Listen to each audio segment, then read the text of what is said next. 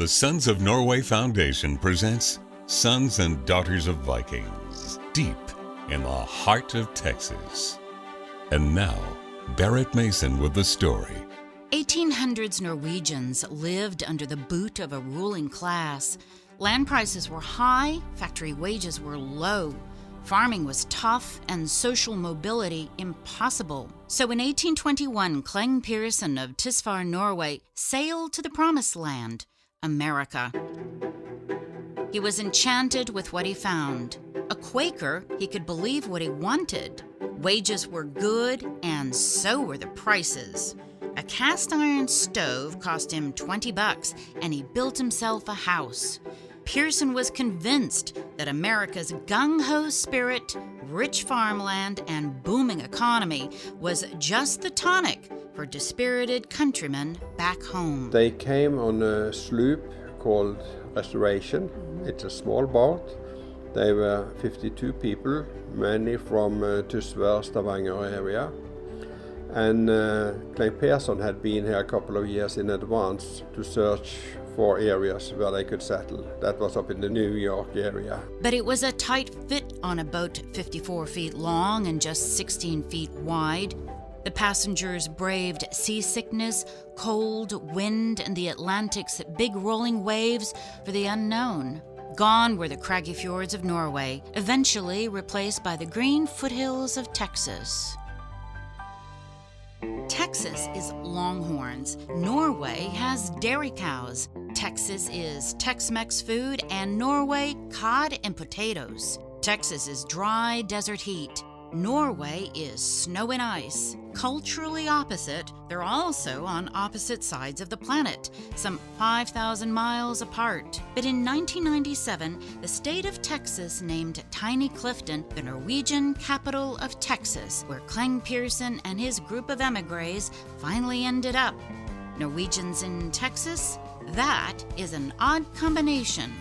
Clifton's Chamber of Commerce president, Paige Key, has the job of promoting their Norwegian heritage. We have a lighted Christmas parade in the evening, and then the next day is designated to all the historical spots of the Norwegians, the Norwegian churches and the Ringnes House. Blue-eyed blonde Paige Key is of Danish extraction, but she says any chamber president would be happy to promote Norway, a well-organized, clean country with little crime and even less poverty. It's easy to promote. Oh yes, very much so. In 1783, Cleng Peerson's parents couldn't imagine that their newborn would become the father of Norwegian immigration to America.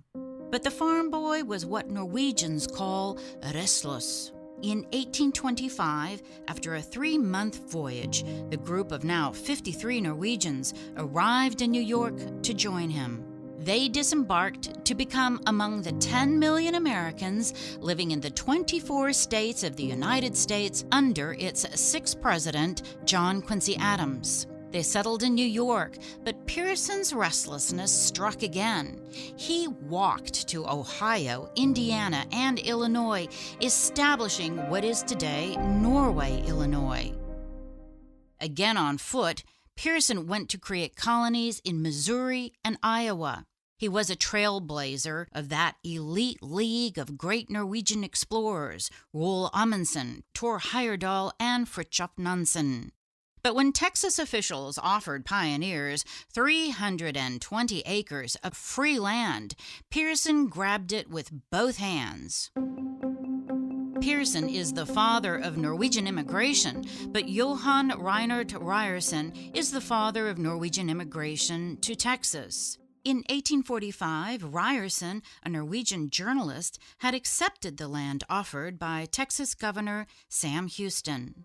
But Ryerson's colony of cool-blooded Norwegians wilted in East Texas heat and humidity. Swatting away flies and mosquitoes, many succumbed to malaria. So Peerson said, In 1854, Peerson settled southwest of Dallas in Bosque County with its drier climes and arable land, a new community, Norse. Elaine Bakke-Bell is 98% Norwegian and is president of the Norwegian Society of Texas Bosque County chapter. The Norwegian Society of Texas maintains active chapters across the Lone Star State. They had heard that Texas was going to make some new counties and give away some land, so they came here to check it out, and they loved it. Today, Norse is mostly just an historical marker. But up the road, Clifton, population about 3,500, is hopping, especially on Norwegian Independence Day, the day Norway declared independence from Sweden. It's 17. Mai, May 17th, and the hot dogs are grilling while ladies in Norwegian costumes, bunads, dish out ice cream with a smile. Fluttering along Main Street are the red, white, and blue flags of Norway. Cyclists prowl around, waiting to ride in the Buski Tour de Norway. We're doing the European tour of Texas. Oh, yeah. And it's 4 races with a European theme. Because of all the settlers of the different extractions. Yeah, you got Norwegian here. Yeah. There's one at Italy, Texas. One at Paris, Texas. Oh, I see. And what's the other one? Munster. The United States is almost 250 years old, yet Americans hunt for ancestors on family trees and hire genealogists to learn, who am I and where do I come from? Like Clifton resident Vicki Mitchell. I just thought it was interesting to learn where my descendants were from. I thought there was German, but there is no German.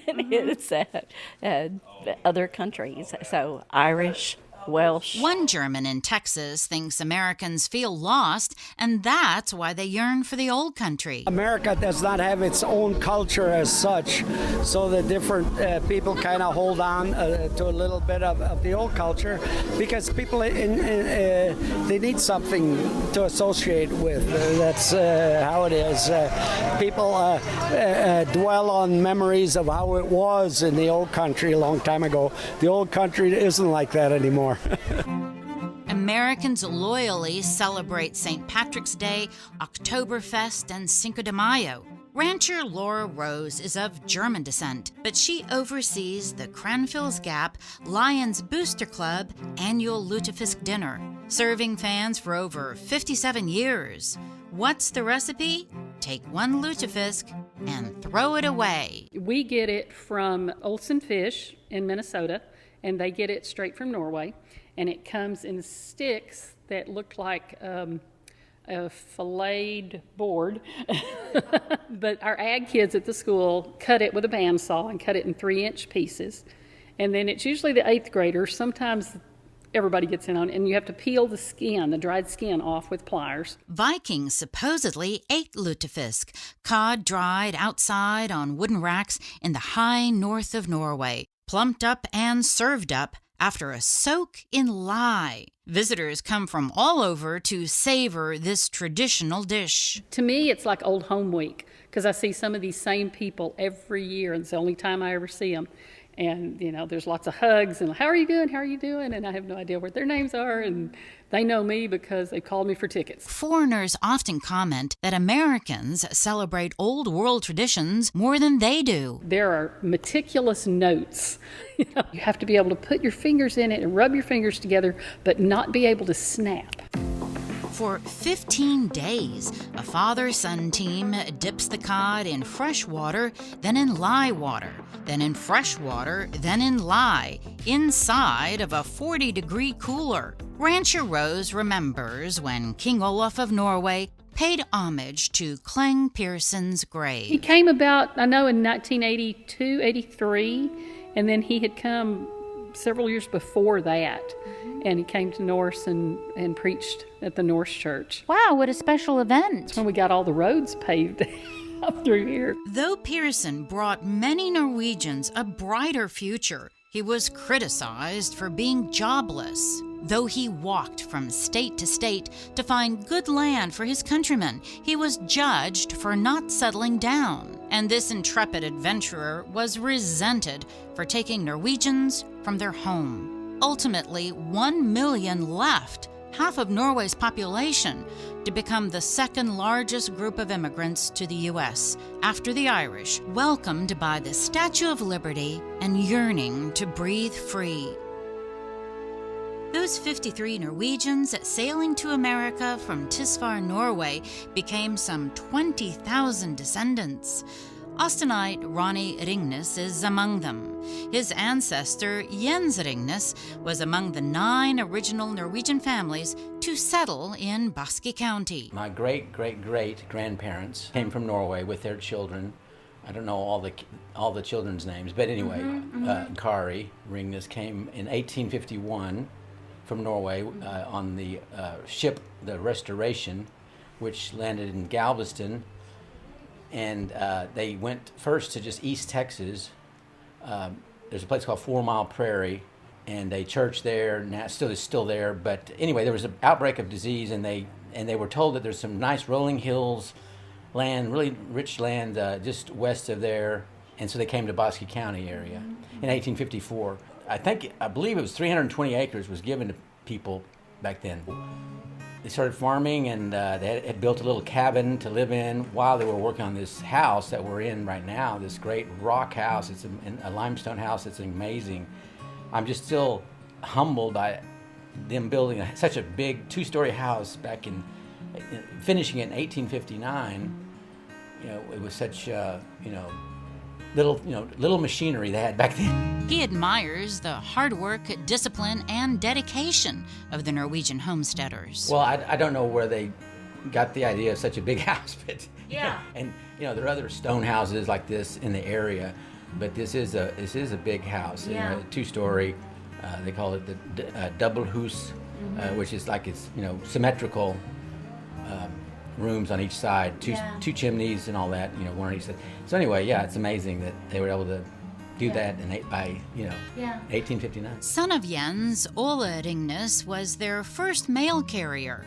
On his route one day, Ole saw a wagon wheel stuck in deep mud. It was a light bulb moment from which he invented the disc plow, a major agricultural advancement for farmers in America. Norwegian Texans were resourceful and disciplined. Like the German settlers, they were abolitionists and teetotalers, as alcohol was destructive to fragile young colonies. Both German and Norwegian pioneers honored their treaties with Native Americans, desiring peace and prosperity in the new land. It's only recently that modern Norway has poked her head above icy North Sea waters. People know more about Sweden. But this little Scandinavian country, shaped like a spoon, now takes her place on the world stage. People watch TV shows about rampaging Vikings, vacationers luxuriate on Viking cruise ships, and marvel at our northern lights. Norwegians boast the highest electric vehicle ownership in Europe.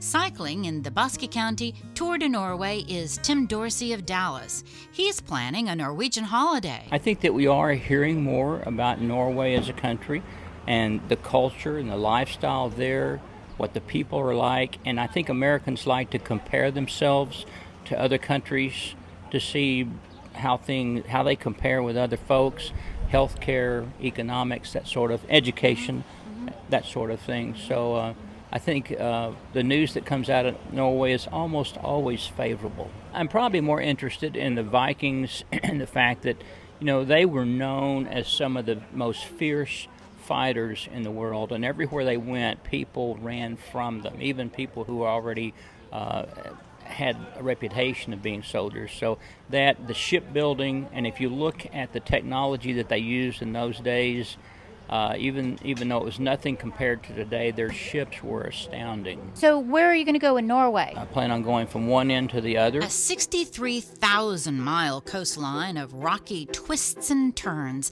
cut into 1,000 fjords, Norway's western coastline is the second longest in the world. Stories behind why they left the old country, why they came to America, because it was kind of a risk. They were giving up everything they had, and they were getting on wooden boats and coming across. There was danger and all kinds of health issues.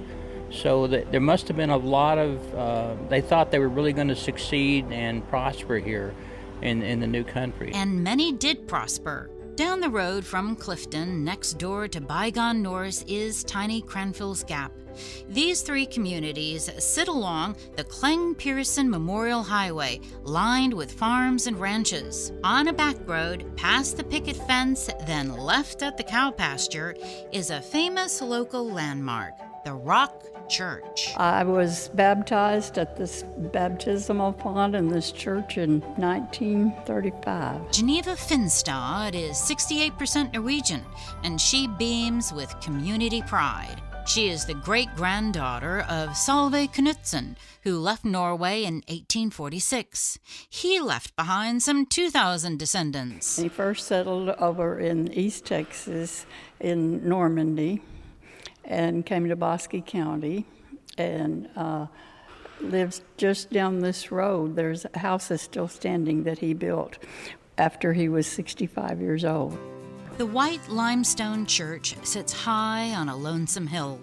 Breezes glide through its big wooden doors in summer, while an old cast-iron stove warms it in winter. On the second floor is a century-old pipe organ that fills the air with Norwegian hymns. When I drove up and I saw the steeple, I thought, gosh, that looks so Norwegian. It looks like Røros, this small town in central Norway where there's a very famous tourist site, which is the church. Could you tell me a little bit about that blue-colored ceiling? Because, you know, in most churches in Texas, you won't find a beautiful blue ceiling like that one with the red fringe. In 2010, the church put my husband and I in charge of the renovation project, and we had an historic architects come, and we wanted to restore it to where it looked exactly like it did when it was finished about the turn of the century. Built by Norwegian settlers in 1886, St. Olav's Kirke, or the Rock Church, was a favorite renovation project of a famous architectural historian. Tell me a little bit about the blue ceiling. Well, that is the color that the architects discovered after much layers of scraping layers and layers of paint. And I was really fascinated by the orchid strip that was around it. Norwegians like color, good for those cold gray days.